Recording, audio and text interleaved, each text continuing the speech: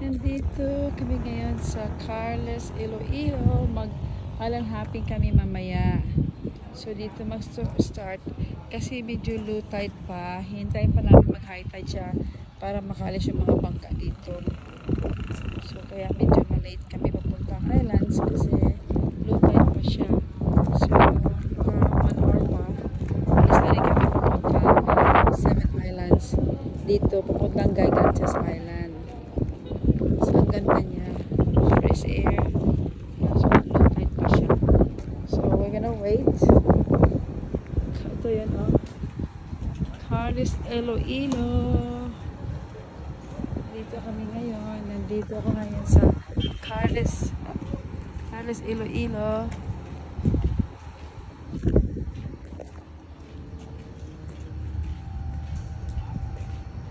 Yan, medyo low tide pa siya, oh.